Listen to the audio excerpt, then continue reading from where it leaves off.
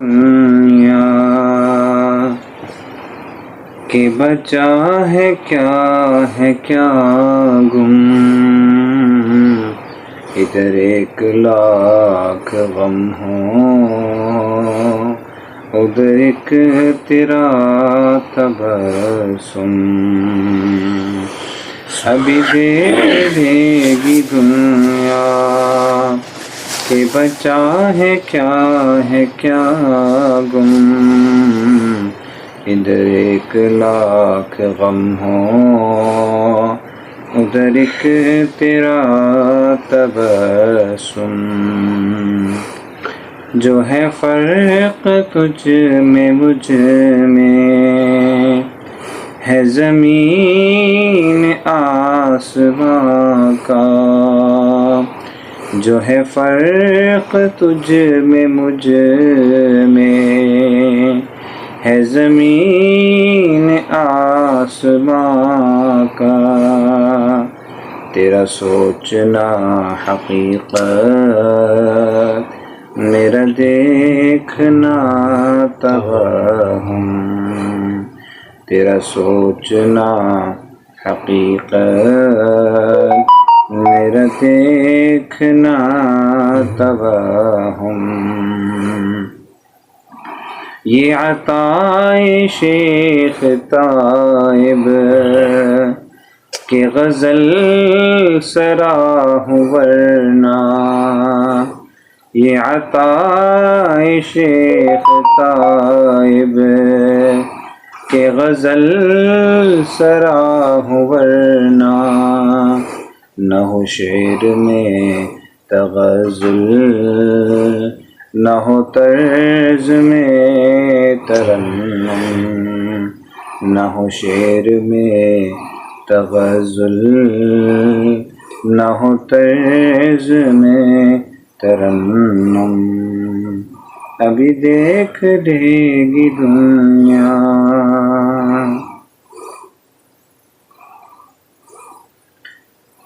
خاک تھے غنچۂ لب اور خواب تھی لہجے کی کھنک، خاک تھے غنچۂ لب اور خواب تھی لہجے کی کھنک، جھڑ گیا قبر میں جب حسن سراپا کا نمک، جھڑ گیا قبر میں جب حسن سراپا کا نمک، وہ جن کی آنکھوں میں تھی برسات کے منظر کی جھلک، وہ جن کی آنکھوں میں تھی برسات کے منظر کی جھلک، اب ان آنکھوں میں سفیدی نہ سیاہی نہ دھنک، اب ان آنکھوں میں سفیدی نہ سیاہی نہ دھنک، وہ سراہی سی جو گردن کی ہے ٹوٹی پھوٹی، وہ کمر ہی نہ رہی جسم کے پیدا ہو لچک، وہ کمر ہی نہ رہی جسم کے پیدا ہو لچک، قبر کی خاک ہی غازہ ہے وہی زینت ہے، قبر کی خاک ہی غازہ ہے، کیا مطلب پتہ سمجھے؟ ہاں، قبر کی خاک ہے نا، یہ اہل اللہ کا میک اپ ہے، یہ ان کی پرفیوم ہے، یہ ان کا پاؤڈر ہے، کریم ہے ان کی، ہاں، ان کے چہرے وہاں جا کر نا اور زیادہ نورانی ہو جائیں گے۔ یہ موت مرنے والوں کو نظر آتی ہے کہ مر گئے، ختم ہو رہے ہیں، اور قبر کی وحشت جو ہے یہ اہل دنیا کو نظر آتی ہے، اہل اللہ کے لیے نہیں ہے۔ ہاں، جب حدیث میں آتا ہے قبر میں داخل ہوگا نا، قبر میں تو داخل ہوتے ہی جو پہلا سلوٹ ہوگا نا وہ اللہ فرمائیں گے سلامن قولا من رب الرحیم. یہ گاڑا فانا ڈالا. اور پھر اللہ فرمائیں گے سلام علیکم طبتم فادخلوها خالدین. یہ پڑھیں شعر. قبر کی خاک ہی غازہ ہے وہی زینت ہے، وہاں نہ افشان نہیں سرخی نہیں جھومر نہ تلک، وہاں نہ افشان نہیں سرخی نہیں جھومر نہ تلک. خاک تھے غنچۂ لب اور خواب تھی لہجے کی کھنک، جھڑ گیا قبر میں جب حسن سراپا کا نمک. قبر کا جو زمانہ ہے نا، قبر کا اللہ سب پر آسان کرے. جس جہان میں ہم رہ رہے ہیں نا اس کو عالم ناسوت کہتے ہیں. عالم ناسوت. یہاں کے معاملات الگ ہیں، قبر کے معاملات الگ ہیں. بندہ مومن جو کامیاب ہوگا نا وہ ہوگا جو عالم ناسوت کی گندگی کو یہیں چھوڑ کے جائے گا. عالم ناسوت کی جو گندگی ہے نا، عالم ناسوت کا ایک ذرا بھی ساتھ خدا نہ کرے ہمارے ساتھ جائے. کیونکہ جب مر جائیں گے نا، مرتے وقت اگر کسی محبت نے جوش مارا اس وقت، کسی اور محبت نے غلبہ کیا تو انجام بہت خطرناک ہو جائے گا. اب یقین کریں کہ میں نے بہت عرصے کی بات ہے، حضرت شیخ نثار فتح صاحب رحمۃ اللہ علیہ زندہ تھے تو ان کا بیان تھا مجلس سے ان کی دارالقرآن فیصل آباد میں، تو میں ان کی ملاقات کی غرض سے گیا تو ان کا بیان تھا تو انہوں نے میرا کہا کہ بیان یہ کریں گے. تو اہل قرآن کی مجلس تھی. تو جب میں نے یہ واقعہ بیان کیا جو ابھی میں بیان کرنے لگا ہوں نا، اب یقین کریں شیخ نثار فتح اٹھ کے کھڑے ہوئے ایسے. مجھے فرمایا آپ نے تو مجھے ہلا کے رکھ دیا، آپ نے مجھے ہلا دیا. آج کتنی باریک بات بیان کی. یہ جو بات میں بھی بیان کرنے لگا ہوں نا بہت نازک بات ہے یہ.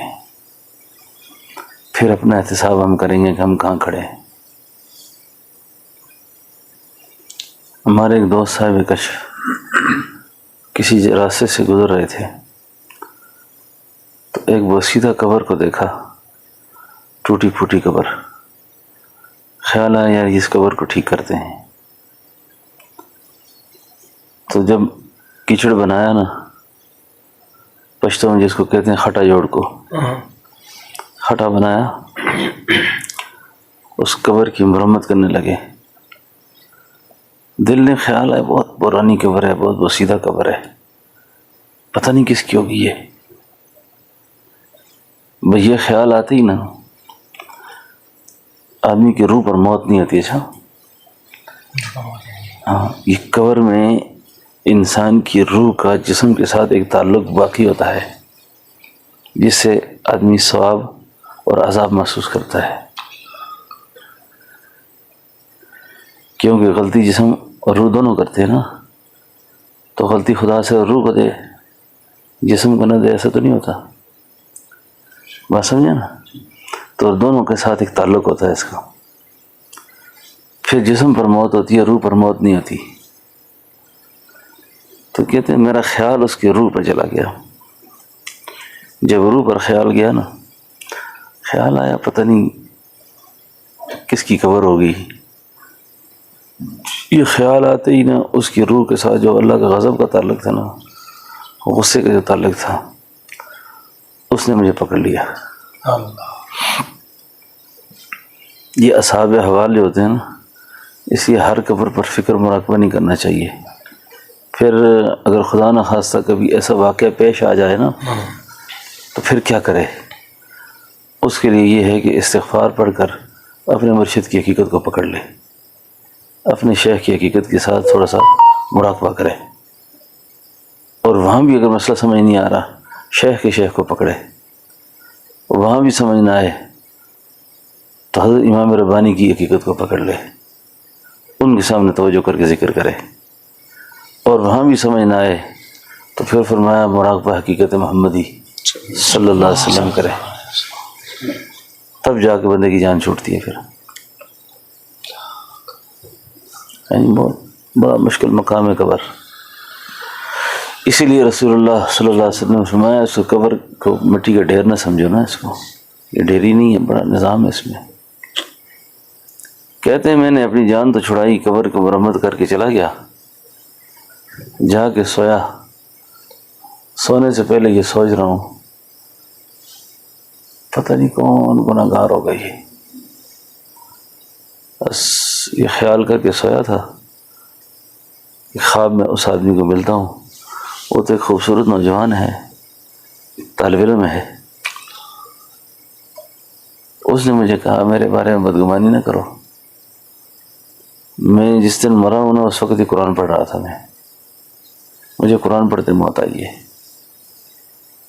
طالب علم مسافری میں مرا ہوں میں، میرے ساتھ ایک قصہ ہو گیا ہے جس سے اللہ مجھ سے ناراض ہے۔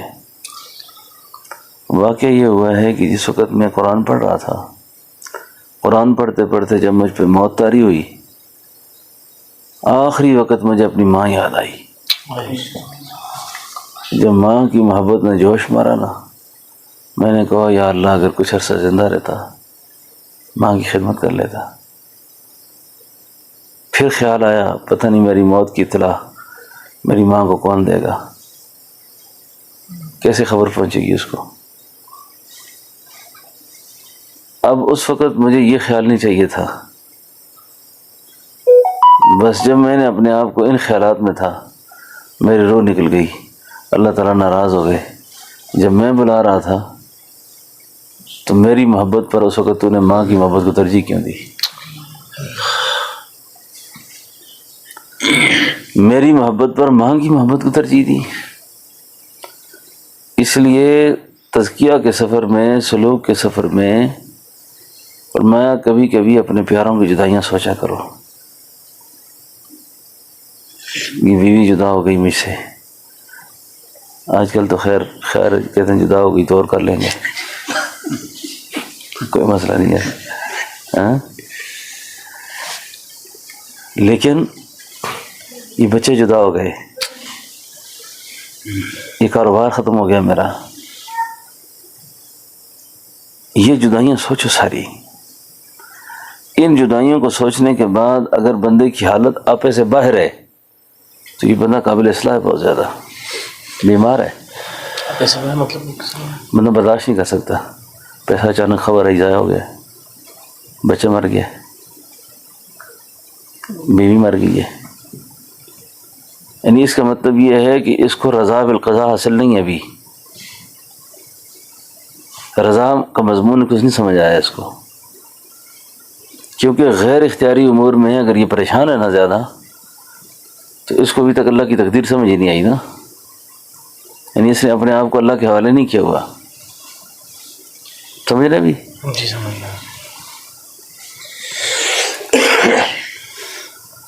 تو کبھی کبھی ان جدائیوں کو سوچ کر اپنا محاسبہ کرے کہ مجھے اللہ کی محبت کتنی نصیب ہے، مجھے اللہ کا کتنا تعلق نصیب ہے۔ بڑا مشکل سبق ہے یہ، اللہ اللہ۔ قرآن کریم میں اللہ نے کیا فرمایا؟ زین للناس حب الشہوات من النساء والبنین والقناطیر المقنطرۃ من الذهب والفضہ، یہ خواہشات جو رکھی گئی ہیں نا، عورتوں سے محبت، سونے چاندی سے محبت، پراپرٹی سے محبت، اولاد سے محبت، جی اب اگر یہ آ گئی دل میں اس وقت،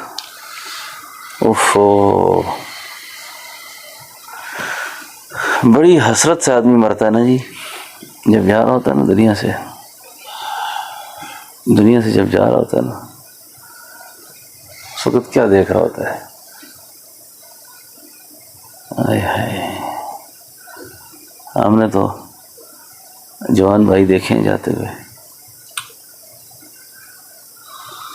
ہم نے اپنے پیاروں میں دیکھا ہے کیا ہوتا ہے موت کے وقت، آدمی کی کیا کیا ارمان ہوتے ہیں، کیا کیا ارمان ہوتے ہیں۔ میرے ایک دوست تھے، بڑے عقیدت مند تھے، فوت ہو گئے، اللہ ان کی بخشش کرے۔ میں نے ان کو وفات کے بعد خواب میں دیکھا، مجھے کہتے ہیں حضرت مجھے توجہ دینا۔ میں نے کہا آپ نے مجھ سے بیعت نہیں کی تھی، توجہ تو میں نہیں دیتا۔ میں نے کہا کیسے گزر رہی ہے؟ کہا حضرت سب ٹھیک ہے، بیوی بہت یاد آتی ہے، بیوی بہت یاد آتی ہے، اہل خانہ یاد آتے ہیں۔ کبھی وہاں کی سوچ لایا آدمی نا تو یہ ساری دنیا آدمی کو بے حقیقت نظر آتی ہے، پھر اس کی ساری خواہشات مان پڑ جاتی ہیں۔ اصل ہے یہ لگانے والا غم ہے، یہ پھر آدمی کا لیول ٹھیک رہے گا کہ آدمی مر کر کیا ہوگا اس کے ساتھ۔ آدمی جب مر جاتا ہے نا، اگر خدا نے اس میں بدبو نہ رکھی ہوتی نا تو کوئی ماں اپنے لخت جگر کو دفن نہ ہونے دیتی، کوئی بیٹا باپ کو دفن نہ کرتا، کوئی بھائی بھائی کو دفن نہ کرتا۔ پھر میں جب مرتا نا آدمی، مرنے کے بعد نا کچھ ہی وقت کے بعد الا اللہ کچھ مستثنیات ہوتے ہیں، انبیاء علیہ السلام وہ تو ان کا تو جسم محفوظ ہوتے ہیں سارے، باقی ضروری نہیں ہے کہ اولیاء بھی محفوظ رہ سکیں، کیونکہ مٹی میں مٹی ہونا ہے۔ اس معطر جسم پر نا اس کی جو کفن ہے نا، اس کی تار تار ہو جائے گی۔ جی، اور آپ کو بڑی عجیب بات سناؤں، فرمایا کہ جب مرتا ہے نا آدمی، کچھ وقت کے بعد اس کا پیٹ پھٹ جاتا ہے۔ جب پیٹ پھٹتا ہے نا تو اس میں کیڑے پڑ جاتے ہیں، اور وہ کیڑے جسم کو نوچتے ہیں، پھر کھاتے ہیں۔ جب سارے گوشت کو کھا جاتے ہیں نا، اس کے بعد ایک کیڑا بچتا ہے، پھر کیڑے بچتے ہیں نا، وہ کیڑے ایک دوسرے کو کھاتے ہیں، ایک کیڑا بچ جاتا ہے، اس پر پھر موت آ جاتی ہے، پھر وہ مرتا ہے، پھر ہڈیوں پہ زوال آتا ہے، آخر کار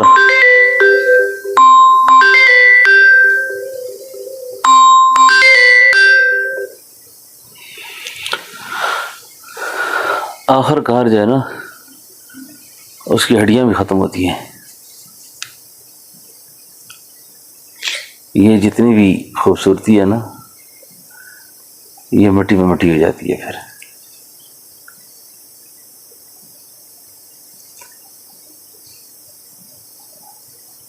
تو اس لیے یہ ہے کہ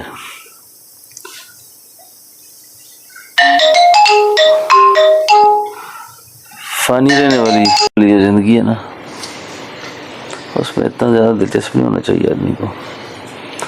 ایک تو روز کے اعتبار سے مخلوق کو چھوڑیں، اپنے اللہ کے ساتھ کچھ خالص اعمال رکھنے چاہیے، جس کے گواہ اللہ ہو، صرف بیوی کو بھی پتہ نہ ہو، بچوں کو پتہ نہ ہو، کسی کو خبر نہ ہو اس کی۔ وہ مرنے کے بعد وہ راز کھلے، بے شک زندگی میں نہ کھلے، زندگی میں نہ کھلے وہ، کیونکہ بڑا مشکل سفر ہے آخرت کا۔ جس آدمی کی شادی ہو جائے نا جی، بچے ہو جائیں، بچوں کا باپ ہو نا، اس کو فرعونیت چھوڑ دینی چاہیے بس، کیونکہ اس کی نسل آگے چل گئی ہے۔ ابھی اس کا ٹائم وہ نہیں رہا، ابھی ٹائم ختم ہے اس کا۔ اور ابھی تو 60-70 والی بات بھی ختم ہو گئی، 70 اور 60 جو عمریں تھیں نا، وہ نہیں ابھی تو بس ایک ڈکار آتا ہے، وہ چلا جاتا ہے، وقت پورا ہو جاتا ہے۔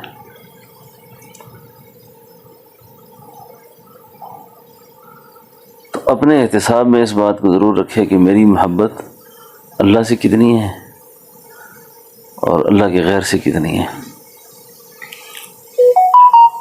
غیر تو اتنا سمایا ہوا ہے نا جی، غیر بول بول کے، غیر دیکھ دیکھ کے، غیر سن سن کے، غیر کی اتنی اہمیت ہے کہ اللہ کی کوئی اہمیت دل میں نہیں ہے۔ مجھے تو بڑے تسلی سے یہ بات کرتا ہوں، آپ نے کا پتہ کرنا ہونا کہ میں اللہ میرے دل میں ہے کہ نہیں ہے۔ آپ سب سے پہلے اپنی نگاہ کبائر پر لائیں کہ جس چیز نے اللہ نے منع کیا میں رکا ہوں۔ اگر 100 میں سے آپ کو 99 چیزیں بھی آپ کہتے ہیں میں رکا ہوں، ایک میں نہیں ہوں، آپ بیغم رہیں، پھر اللہ نہیں ملے گی جب تک کہ 100% نہیں ہے۔ یہ کوئی مذاق تھوڑی ہے، مذاق تو نہیں ہے بندگی۔ خدا کو ہو کہ جانا دنیا سے حضرت لاہوریہ سے تو تھوڑی فرماتے تھے، شیرہ والا گیٹ پہ کھڑے ہو کے نظر مارتا ہوں، انسان بہت تھوڑے نظر آتے ہیں، کوئی خنزیر ہے، کوئی کتا ہے، کوئی کیا ہے، کوئی کیا ہے۔